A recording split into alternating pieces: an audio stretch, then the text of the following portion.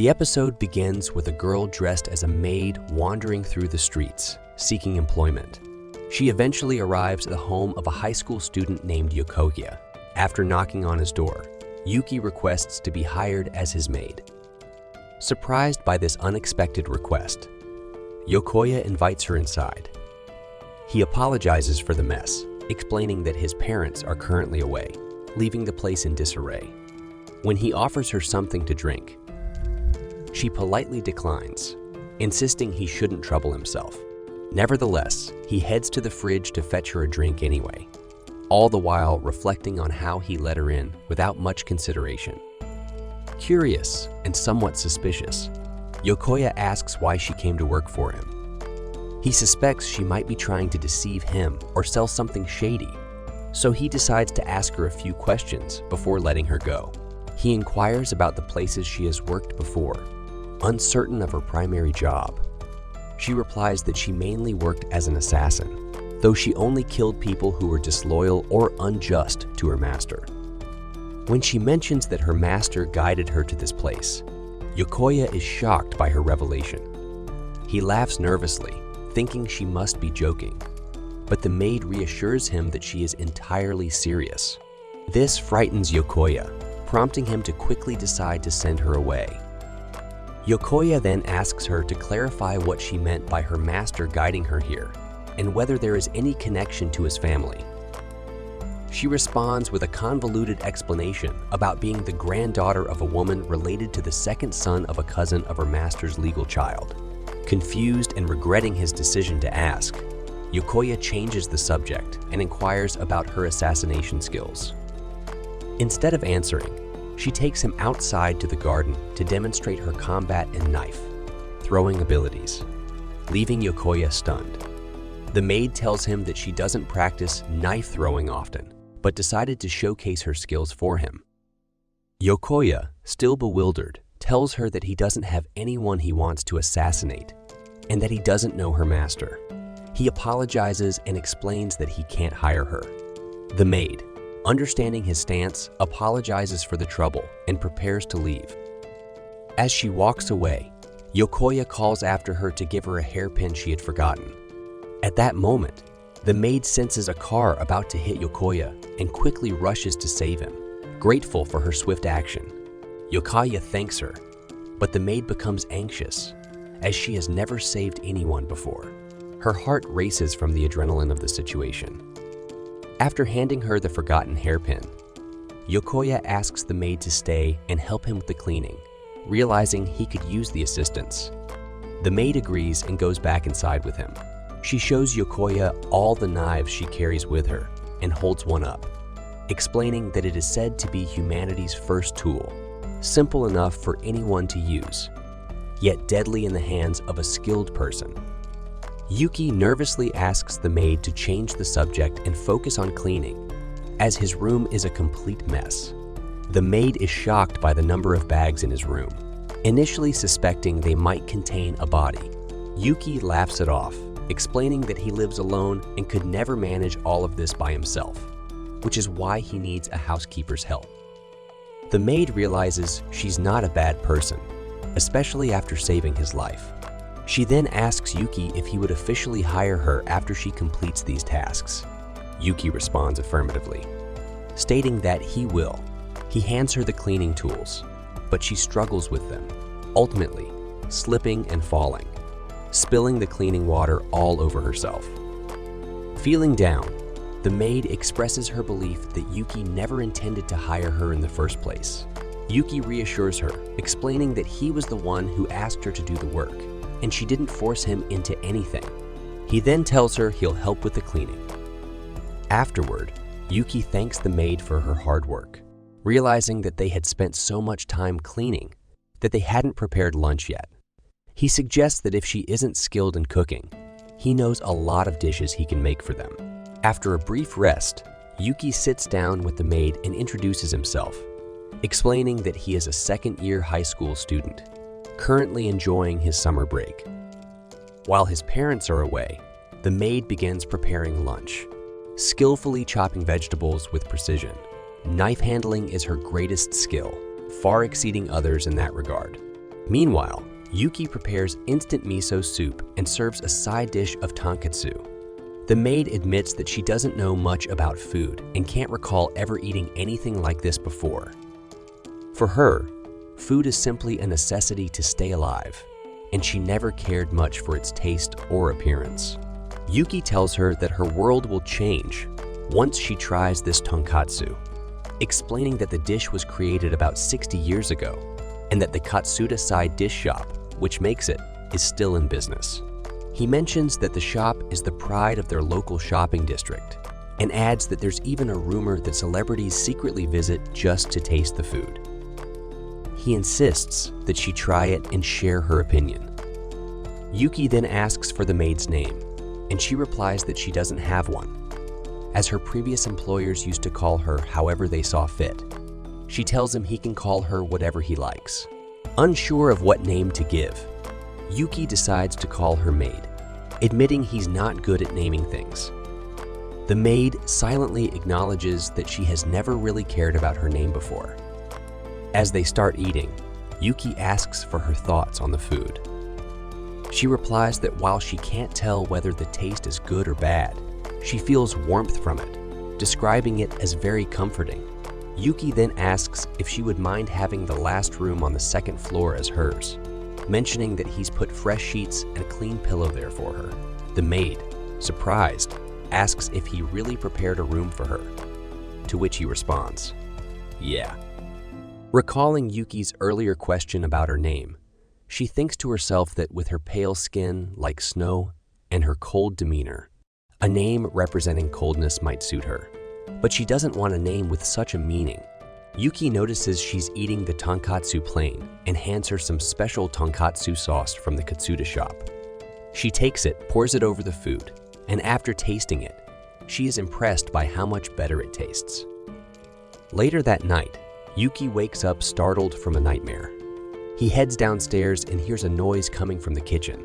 When he enters, he finds the maid eating more tonkatsu with the sauce.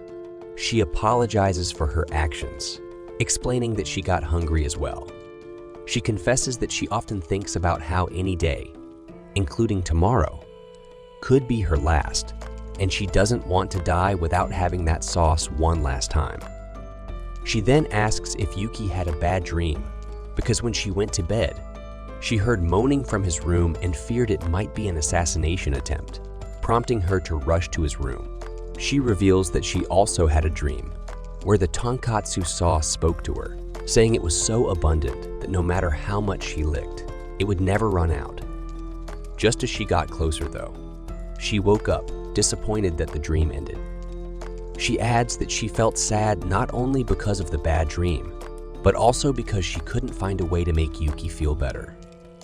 Yuki tells her not to worry, explaining that he's had nightmares for a long time.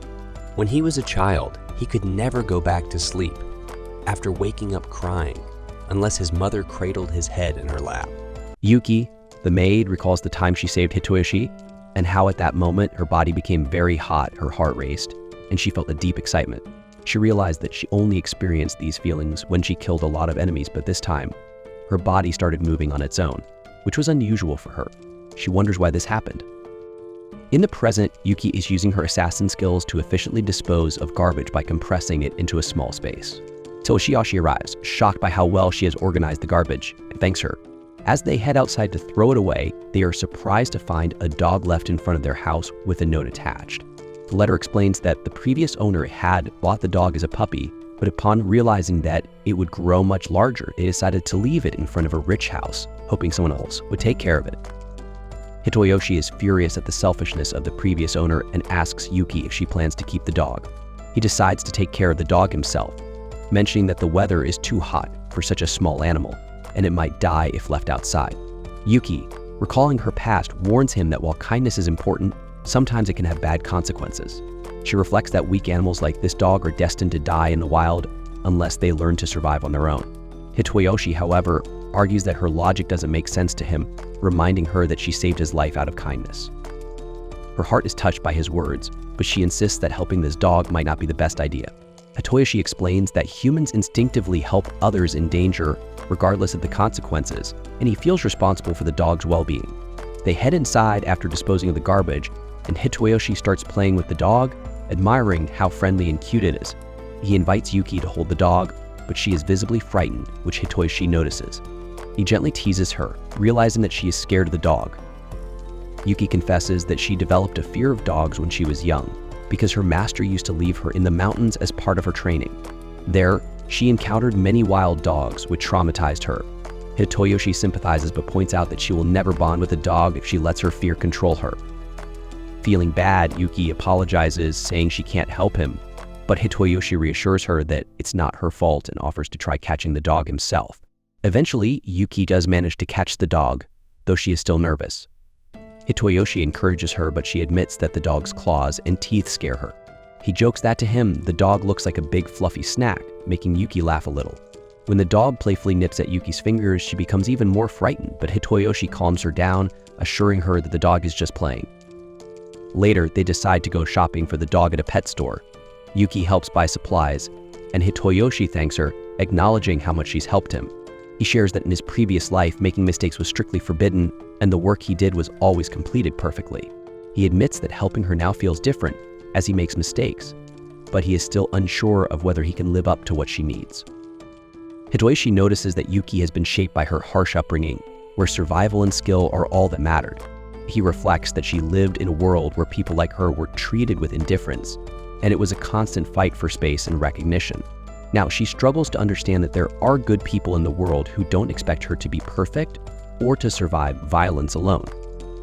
Hitoyoshi tells her that she should try to leave her old life behind and grow into someone who can live a normal life. So this suggestion surprises Yuki, and she wonders if she could really stop being an assassin and live a peaceful life. As they watch the sunset together, she thinks about whether she can let go of her past and discover the better world beyond her sad memories. Hitoyoshi reveals that when Yuki first came to his house, he was afraid of her. She is shocked by his admission, but he explains that he had never been comfortable around assassins, but she changed his mind. He tells her that she is a good person, and this comment makes Yuki reflect on her childhood memories. Finally, she asks Hitoyoshi what she needs to do to become a normal girl, leaving her old assassin's life behind. Hitoyoshi tells Yuki that her question is very thought-provoking. He observes that she seems worried about her mistakes, as if everything she's done since coming here is new to her. He explains that she is afraid of failure, but reassures her that making mistakes is completely normal when trying something for the first time. Yuki is very surprised to hear these words. The next day, the puppy wakes up hungry while Yuki is in the kitchen cutting cabbage. The puppy sneaks up behind her, which startles Yuki as she didn't even notice it approach. She wonders how it suddenly came behind her, thinking that perhaps it is an agile dog. The puppy, looking hungry, catches Yuki's attention, and she realizes that it needs food. She gives the dog something to eat and thinks to herself that she might be slowly starting to understand how it feels. She also feels that maybe, just maybe, she is beginning to become a normal girl. She hesitates to pet the dog out of fear, but ultimately doesn't do it. Hitoshi notices this and becomes happy that Yuki gave the dog food. Hitoshi touches the dog and remarks that its fur is as soft as a rice cake, which gives him an idea. He names the dog Igamakshiro, a name that both Yuki and the dog like. Hitoshi then praises Yuki for cutting the cabbage, saying she is doing a great job and is on her way to becoming a good maid. Hearing that she is improving makes Yuki feel very happy. Later, the puppy wants to play with Hitoshi, but he explains that he needs to prepare dinner first. Yuki offers to watch over the puppy while Hitoshi cooks. Although still scared, Yuki insists that she wants to do something and become normal. Hitoshi trusts her, which makes Yuki even happier. She starts petting the puppy, putting it on her lap, and continues stroking it. She affectionately calls the puppy a rice cake. Hitoshi corrects her, saying it only looks like one, but it's not really a rice cake. In the next scene, Hitoshi finishes cooking, and Yuki enjoys the meal very much. She even adds her favorite sauce to it and eats alongside him. After finishing her food, she expresses her gratitude, saying it was delicious. Hitoshi, noticing how much she liked it, offers to make more for her. Yuki, feeling conflicted but still hungry, says no at first, but her body moves on its own to eat more. Hitoshi understands her and tells her that it's normal to want more food when you enjoy it. He encourages her to express her desires, explaining that it's a step towards becoming a normal girl. Yuki, moved by his kindness, asks Hitoshi if he would give her a name just like he did for the dog. Hitoshi is surprised but agrees. He asks her about her birthday, but Yuki doesn't remember the exact date. She only recalls that it was very cold and snowing heavily when she was born. Hearing this, Hitoshi suggests naming her Yuki, which means snow. The name Yuki triggers memories of her old master, who once told her she was nothing more than a cold-blooded killer, which is why her name would be Snow. However, Hitoshi interrupts her thoughts, telling her how much he loves Snow, describing it as white, beautiful, and fun to play with. These words help Yuki forget her painful past, and she starts remembering the happier moments of her childhood instead. Hitoshi continues, adding that he once read that Snow was actually very hot, which surprises Yuki. After reflecting on everything, Yuki realizes why her body was moving on its own, why she felt so much happiness, and why her heart raced around Hitoshi. She concludes that if she stays with him and spends more time together, she might be able to find all the answers she's been seeking. Yuki is thrilled with her new name and thanks Hitoshi for giving it to her. Hitoshi is delighted to see Yuki smiling like a normal girl. The next day, Hitoshi's sister comes to visit and is excited to see the puppy. The story begins with Yuki playing with a dog when Hitoshi approaches and asks for Yuki's help. Confused, Yuki asks how he can assist, to which Hitoshi explains that he wants to get his ears pierced. He tells Yuki that ever since his friends got their ears pierced, he has wanted to do it too, but he lacks the courage to do it himself. So he asks Yuki for help. After hearing this, Yuki agrees and prepares to pierce Hitoshi's ear, but is unable to go through with it, apologizing and saying there might be some sort of ritual involved. She expresses that, while she knows she needs to do it, she can't bring herself to do it to Hitoshi. Hitoshi finds this strange but doesn't know what else to do. Just then, someone rings the bell at his house. It turns out to be Hitoshi's sister, who is excited to see the dog but becomes surprised when the maid opens the door. She asks the maid if she is the younger sister of Shai-sama. Hitoshi's sister quickly becomes fond of the maid and comments on how clean the house is and how adorable the dog is. She also mentions that she didn't know they had such a beautiful maid, and then playfully hits Hitoshi, asking why he never mentioned it before. Hitoshi explains that he didn't want their mom to know and start worrying. His sister remarks that Hitoshi had mentioned hiring a housekeeper but didn't give any more details. At this point, Yuki joins the conversation and Hitoshi's sister, feeling shy, comments on how beautiful Yuki is. She says this is why Hitoshi probably didn't want to mention the maid. Embarrassed, Hitoshi's sister starts getting frustrated and continues playfully hitting Hitoshi. In the next scene, Hitoshi's younger sister apologizes for not introducing herself earlier, saying her name is Rako, and asks Yuki for her name. Yuki introduces herself, and Rako compliments her name. Rako then asks why Yuki was given that name. Yuki explains that she originally didn't have a name, so she asked Hitoshi to give her one, and that's how she got the name Yuki. Rako is surprised by the story and starts asking more questions. Impressed by Yuki, Rako asks for her autograph. Yuki, unsure about what that means, is told by Rako that it simply involves writing her name. As Yuki writes the autograph, both Rako and Hitoshi are shocked by Yuki's handwriting, which isn't what they expected. Yuki, sensing something is wrong, asks if she did something wrong, but Rako reassures her, saying her handwriting is unique. Suddenly, Yuki has an idea and mentions that she has an assignment to write during the summer vacation, and now she has a new topic. This leaves Rako a bit confused, but Rako asks Yuki to show some of her killer moves. Hitoshi warns Rako not to write anything crazy in her assignment, but Rako insists that whatever she writes will be about Yuki, the killer maid. Hitoshi gets frustrated but doesn't stop them. In the next scene, Yuki demonstrates her skills by slicing an apple on Rako's head with a knife. Rako is shocked by how skillful Yuki is and starts taking notes. Rako then asks Yuki how many knives she owns, and Yuki responds that she used to have 16 but now only has 5 because of Hitoshi. Rako is curious and asks where Yuki keeps her knives. Yuki explains that she keeps some knives in the pockets of her outfit and others strapped to her legs. Hitoshi becomes anxious and tells Yuki to stop showing off her knives. The scene ends with Rako continuing to write about Yuki and her assignment when her stomach starts growling. Hitoshi laughs and asks if she's hungry, lightening the mood. Also guys, if you are enjoying my videos, then please like, share, comment, and subscribe to our channel for more anime recaps. The scene begins with Rako excitedly saying that she wants to see Yuki-sama's special dish. Yuki responds by saying that she doesn't have a special dish, but she is skilled at one thing. Yuki then demonstrates her impressive cutting skills to Rako, who eagerly writes about it in her assignment. Afterward, they all head out to eat. While eating, Rako learns that it's the day of the Saman festival and enthusiastically suggests they all go together. Hitoshi asks Yuki if she has ever attended a festival before, and adds that her favorite sauce will be available at the festival. Yuki, surprised and excited, says she would love to go. In the next scene, they all arrive at the Sun Festival. They are overjoyed and explore various stalls, starting with a shooting game. Rako tries her hand but doesn't win any prizes, and then Yuki tries as well. Everyone is surprised by Yuki's skill but realizes she's not particularly good at shooting either. Disappointed, Yuki comments that shooting has never been her priority. However, when they move on to fishing, Yuki excels at catching fish rapidly, impressing even the shopkeepers. Rako, amazed by Yuki's skill, asks her to teach her how to fish. Yuki obliges, and the shopkeeper praises Rako for having such a talented sister, making Yuki feel appreciated. Next, they visit Yuki's favorite saw shop. Yuki enjoys the food so much that she even packs some to take home. However, while eating, Yuki accidentally chokes on the food, and Rako rushes to get her something to drink.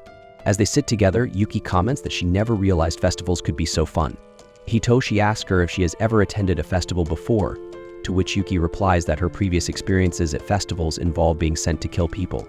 This revelation creates a tense silence, but the mood quickly shifts when fireworks start going off, and Rako returns. The three of them drink together and enjoy the beautiful fireworks, with Yuki feeling genuinely happy. Seeing her joy, Hitoshi blushes. As they head home, still in high spirits, a loud noise suddenly startles them. A speeding bike, driven by someone who had just stolen a purse, nearly crashes into them. Yuki quickly saves Rako from being hit, while Hitoshi, angry, yells about how reckless the rider was. Meanwhile, Rako, still in shock, jokes about being picked up like a princess. Yuki, furious at the danger they faced, goes into action mode and decides to chase the thief. Yuki sprints through the city at an incredible speed, jumping from buildings to catch up with the thief. Rako and Hitoshi follow behind, trying to keep up. Yuki eventually spots the bike, leaps high into the air, and throws 2 knives at its tires, causing the bike to crash. The thief falls to the ground, and Yuki approaches him with a knife in hand, intimidating him. Hitoshi arrives just in time and begs Yuki not to harm the thief. Yuki, instead of striking him, slaps him on the head and lets him go, much to the crowd's surprise. Yuki turns to Hitoshi and asks if she has become normal, to which Hitoshi responds by suggesting they buy more sauce. The three leave the scene, talking and laughing, while Yuki happily declares that her assignment is going to be the best. As they walk, Yuki asks if everyone does assignments. Rako explains that yes, everyone does, and asks Yuki if she has ever been to school. Yuki, confused, asks what school is. Rako explains that school is where people study, make friends, join clubs, and have fun. Yuki seems intrigued but says nothing further. Hitoshi, thinking to himself, wonders why he never asked Yuki how old she is. He then suggests that Yuki should try going to school, make friends, and have fun. The next day, summer vacation ends and everyone returns to school. Hitoshi sits in class, worried about Yuki and wondering if she's doing okay on her own.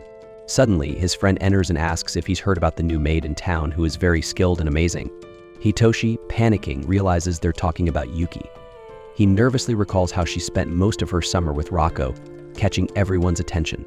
Just then, the teacher walks in and introduces a new transfer student to the class. To Hitoshi's shock, it's none other than Yuki. As she introduces herself, Hitoshi is stunned, his eyes wide in disbelief, and the episode ends on that cliffhanger.